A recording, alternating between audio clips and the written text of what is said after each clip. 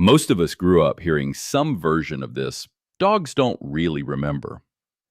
Their world resets. Whatever happened in the morning is ancient history by noon. It's a tidy idea, comforting even. It's also wrong. Researchers at the University of Padua published a study in 2018 on canine memory, and what they found wasn't small. Dogs are capable of what scientists call episodic-like memory, the ability to recall specific events in specific places with the specific people who were there, not just routines, not just the pattern of the leash coming off the hook, actual moments. And a 2016 paper out of Stockholm went further, showing that dogs can replay lived sequences in their minds across years. Think about what that means. The afternoon you raised your voice. The week you came home late 3 nights in a row. That vet visit where you held them a little too tight because you were scared too. They remember. Not the way we catastrophize about things at 2 a.m., but they carry it. So if memory isn't the answer, if your dog isn't coming back to you because they forgot what happened, then we have to ask a different question entirely. Why, after every yelp, every slam door, every evening you had nothing left to give, do they keep coming back the way they do? It's not because they forgot. It's because something in them made a choice not to hold it against you. And that choice has a name. It's the rarest thing one living creature can offer another. It's been happening in your home every single day. We just haven't known how to see it. Here's the thing. Most people will spend an entire lifetime with this animal and never notice the 7 specific moments where it shows up. They'll feel it. They'll be moved by something they can't quite name. They'll tear up at the wrong commercial or hold their dog a little closer on a hard night. And they won't know why the ache goes so deep. Because nobody ever sat them down and said, here is what's actually happening when your dog turns back toward you after you failed them. That's what the next few minutes are for. By the time we get to the 7th one, the way your dog sighs and settles near you at the end of a day you'd rather forget, that small, unremarkable forgiveness of an ordinary Tuesday evening, none of it is going to look ordinary anymore. You'll see it, and you won't be able to unsee it. The first place this lives is in the chemistry of their brain.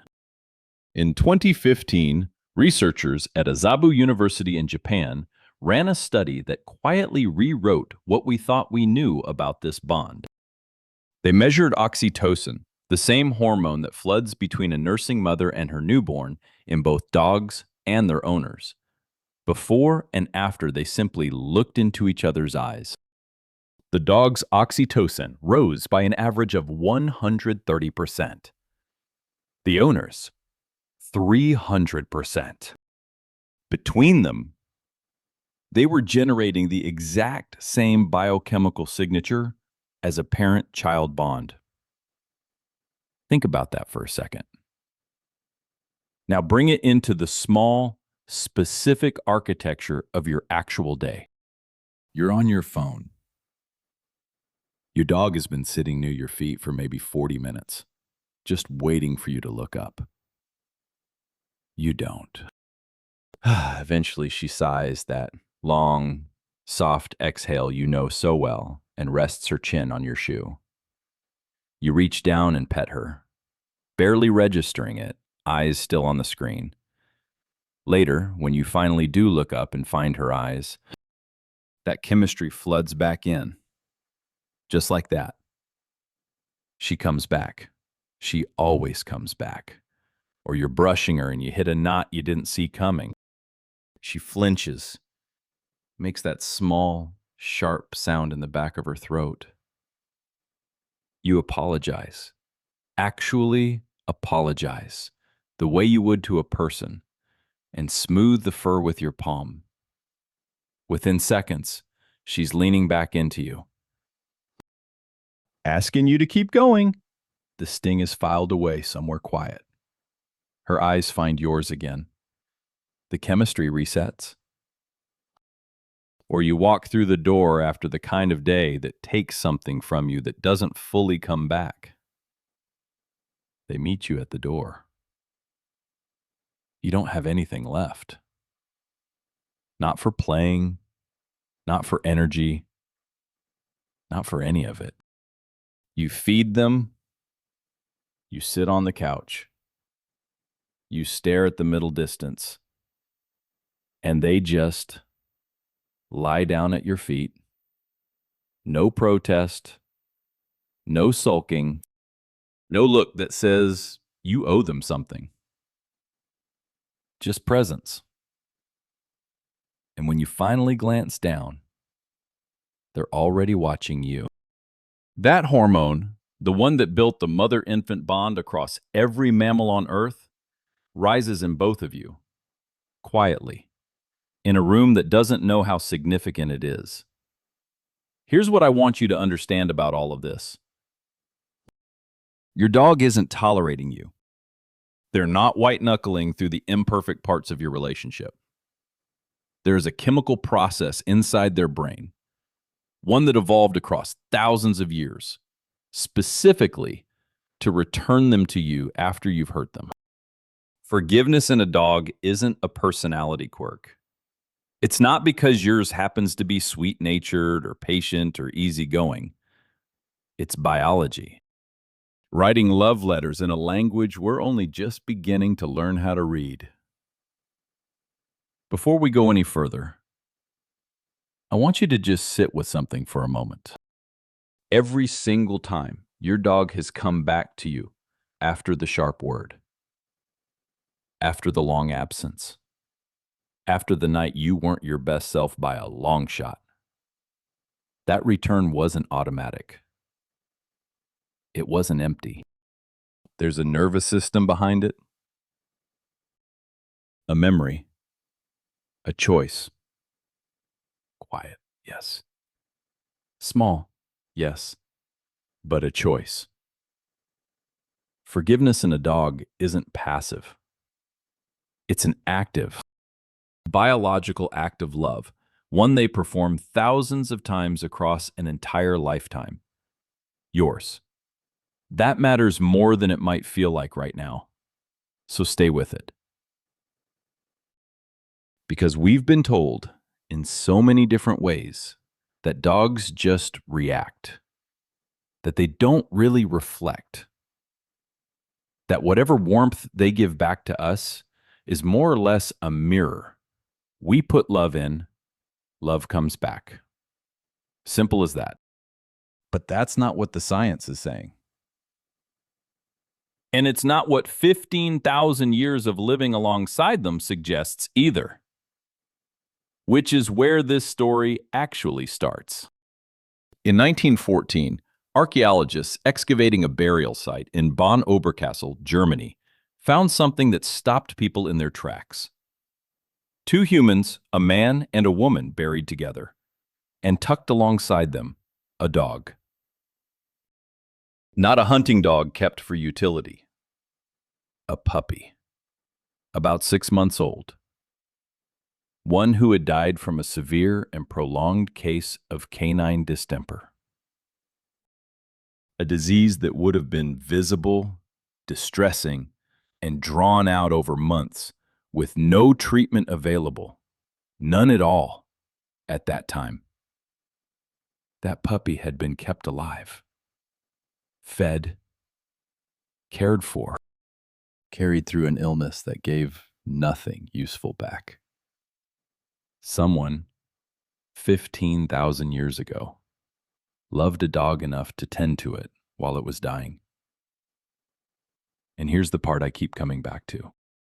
That puppy sick, small, unable to hunt, unable to guard, unable to offer a single practical thing, was chosen, kept, grieved. So we have to ask, what kind of dog gets chosen like that? Not the strongest, not the fastest, the dog that was easiest to love through its imperfections. The dog that, even when it was hurting, pressed its nose into a human hand. For 15,000 years, across every culture, every continent that kept dogs, the animals who survived and had offspring weren't always the most capable. They were the most forgiving. The ones who didn't hold fear in their bodies long after the threat passed. The ones who could be startled or stepped on or left behind and still choose closeness over distance. Generation after generation, without anyone planning it, humans selected for exactly that. Not speed, not strength, forgiveness. The dog somewhere in your house right now, the one sleeping in that specific spot she always picks, the one who still has that one squeaky toy from when she was 8 weeks old. She is not an accident of nature. She is the living result of 15,000 years of one specific kind of pressure, shaped by every human who ever loved a dog badly and was forgiven for it anyway. That capacity isn't incidental to who she is. It is who she is. It's the reason she exists at all, in the form that she does. The fourth thing your dog forgives you for is your anger. Not cruelty. Nothing deliberate, just the ordinary, unglamorous, very human kind of anger that leaks out when you haven't slept, when something went sideways at work. When you burned dinner and tripped over the dog on the way to the sink and snapped more sharply than you meant to. You know the exact moment I'm describing. Most of us do. The voice comes out harder than you wanted. Their ears go back. Their tail drops a little. They take a few steps away from you. And then within minutes, sometimes within seconds, they're back.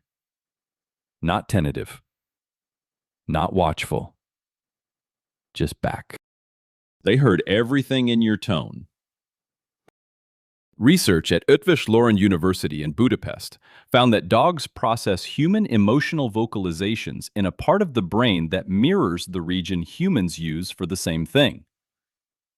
Meaning they don't just notice that you're upset. They feel the texture of it. The difference between worn down and genuinely frightening, they know. They take it in. And they come back anyway. The fifth thing is the hours you're gone. This one lands differently, I think. A 2011 study at the University of Lincoln measured cortisol, the stress hormone, in dogs left alone for varying amounts of time. In that first hour, cortisol spiked. Measurably. Significantly. Their bodies were in stress. But here's what the same study found when the owners came back. The greeting response was identical, whether the absence was 2 hours or 8. The run to the door, the full body wag, the way they push their head into your hands like they're trying to make sure you're real. Your dog spent hours in a physiological stress response. And when you walked through the door, they didn't hand you the bill for it. They gave you everything they had left. Which one is your dog? The one who finds you in the room you retreated to when you needed to be alone. The one who waits by the door when you're running 5 minutes behind. The one who nudges their nose under your elbow when you're on the phone and clearly unavailable, just to remind you they're there.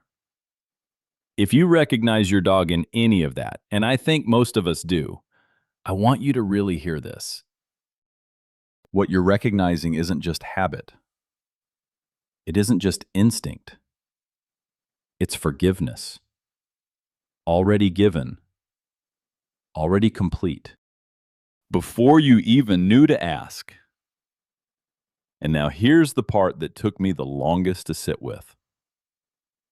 I think it'll do the same to you. We started all of this with the idea that dogs forget, that they move on fast, that the slate resets. And I told you that's not what the research shows. They remember more than we ever gave them credit for.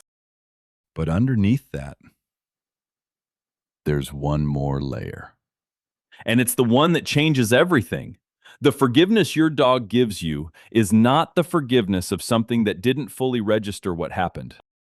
It's not absence of understanding. The 2016 research out of Stockholm on episodic-like memory in dogs wasn't just showing that they can recall events. It was showing they carry their experiences forward intact, continuous the same way you and I carry ours. They remember the argument, the week you were barely present, the door closing harder than it should have. And they forgive you anyway. That's not a small thing. That's actually the hardest kind of forgiveness there is. The kind where you hold a memory clearly. You know exactly what occurred, and you choose to return regardless. That's not animal simplicity. That's something much closer to grace. Your dog doesn't come back to you because they failed to understand what happened. They come back because something in them, something built slowly over 15,000 years of loving imperfect humans, is simply larger than the hurt. That is the miracle you've been living inside. Every day. Without knowing what to call it. I want to step away from the science for a second. I want to talk about you. There's a specific kind of guilt that lives in dog owners, and it almost never gets said out loud. It doesn't show up in conversations. It surfaces at strange times. On the drive home when the day ran long and you're already calculating how many hours they've been alone. In that moment, right after you said their name too sharply and watched their ears go back. On the nights you came home and sat down on the couch and just couldn't walk them, couldn't play, couldn't be what they needed, because you had nothing left to give anyone, including yourself. It's that quiet, persistent worry, the one that whispers, I'm not enough for them, that I love them more than I'm able to show, that somewhere between the owner I meant to be and the one I actually am, I'm letting down the one creature in my life who trusts me most completely. I need to say something to you, clearly, and I need you to actually hear it. If you are watching this video, if you're here thinking about your dog's inner life, sitting with the question of whether they're okay, whether you're doing right by them, you are not a bad dog owner. You're just not. Bad dog owners don't go looking for this. They don't feel the discomfort of wondering if they caused harm. They don't lie awake turning it over. The guilt you carry isn't proof that you're failing them. It's proof that you love them in a way that takes itself seriously. Those are not the same thing. And it matters. It really matters that you know the difference. Now, let me show you what your dog has been doing with all of that. with the gap, with the imperfect days and the long absences and the moments you wish you could take back. The sixth thing they forgive you for is the grief you couldn't explain. You know the kind I mean. Not a specific loss with a clear shape, just the accumulated weight of a life.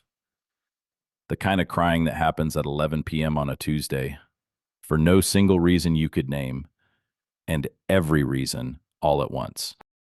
The kind where you don't even fully know why your chest feels that heavy. And your dog, who has no framework for depression, no concept of a hard quarter at work, no way to parse what grief without a clear cause even looks like, came and found you anyway. They didn't wait to be called. They just appeared and pressed their head into your lap or your chest or that curve right between your shoulder and your neck and stayed. Not because they understood what was happening, because they didn't need to understand. Your distress was enough. Your need was legible to them in a language that required no translation, no explanation, no context whatsoever. That's the sixth forgiveness. They showed up for the version of you that was broken in ways you couldn't articulate. And they didn't ask you to explain yourself first. The seventh is quieter. So quiet, you've probably stopped noticing it happens at all. You forgot to feed them on time. Not out of neglect, just life. The meeting ran over. The afternoon collapsed into itself. And suddenly it's past 7, and their bowl is still empty, and you didn't even register it until just now. They haven't barked. They haven't knocked anything off the counter. They came and found you at some point, gave you that particular look, the one that isn't quite an accusation, but isn't nothing either. And then they went and lay down near the kitchen and waited.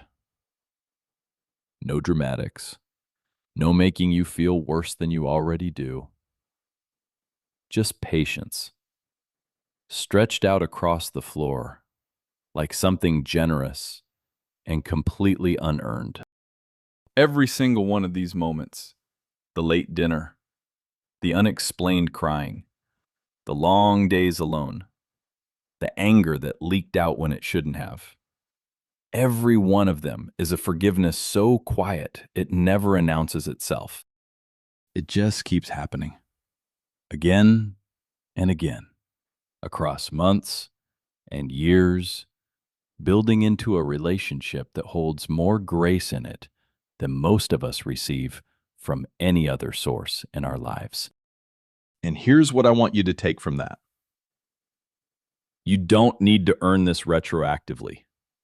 You don't need to become a different, better, more present version of yourself before you deserve what they're already giving you. You just have to know it's happening. Because knowing changes things. It changes how you come home, how you sit down at the end of the day, how you receive that small push of a nose against your hand on an evening when everything felt like too much. It turns what looked like ordinary animal behavior into what it actually is, an offering, made freely, over and over, without keeping score. There's one thing worth naming carefully, though, because forgiveness and endurance aren't the same thing, and your dog deserves you to know the difference. Most dogs who love you deeply will push through a lot, more than they should have to. But there are signals, quiet ones, easy to miss, that tell you whether your dog is forgiving or whether they're managing. Coping alone with no way to tell you it's become too much. Watch for the head that turns away when you reach for them. The lip lick that shows up not after eating, but in moments of closeness, over and over. The tail that tucks, even as the body still moves toward you. That particular contradiction that looks like love, but feels, if you pay close attention, like something more complicated. The yawn that has nothing to do with tiredness and everything to do with tension. Any one of these on its own is normal. Dogs move through discomfort all the time in small ways. But if you're seeing these things cluster, if they keep appearing together in the same situations, with a consistency that starts to feel like a pattern that's worth paying attention to, worth a conversation with your vet or certified animal behaviorist, not because something is wrong with your dog, but because they've been giving you their best this whole time. And they deserve the same quality of attention in return. Forgiveness is a gift. It should never quietly become an obligation your dog is trapped inside without you knowing. The love between you isn't diminished by your imperfections, but it does deepen, genuinely deepen, the moment you're willing to see them clearly. So let's go back to 7:42 in the morning. You stepped on their paw. They yelped. They looked at you. And in 4 seconds, they were back. You know now what lives inside those 4 seconds. 15,000 years of selective history. Every dog that survived because it could return to a human who heard it and choose closeness over distance anyway. A surge of oxytocin, the same chemistry that pulls a mother toward her child, firing in the brain of an animal who has decided neurologically, completely, in every way that counts, that you are worth it. Episodic memory, a nervous system that recorded exactly what just happened, held it clearly, and came back anyway. 4 seconds. The quietest declaration of loyalty you will ever witness in your life. You don't have a dog. You have a witness who keeps choosing you in spite of everything they remember, every forgiveness they've ever given you, every return, every soft approach after every moment you fell short was never nothing. It was always this. Always a choice. Always. In the most precise and ancient and biological sense of the word, love. So the next time they press their head against your leg after a word that came out wrong, after an evening you spent half present and distracted, after any of the 1,000 ordinary ways we fail to be who we meant to be, let yourself actually feel what that is. Not habit, not hunger, not an animal that doesn't know any better. Forgiveness. Chosen, given freely, already yours. You don't have to do anything with it except receive it. Let it land without immediately cataloging everything you should have done differently. Your dog isn't keeping that list. They closed it before you even thought to open it. The only one still holding the record is you. Put it down. And if you find yourself watching them settle near you tonight, close but not quite touching, in that specific spot they always seem to choose, near enough that you can feel the warmth of them, you might find yourself wondering what that distance means. Why that exact place? Why not closer?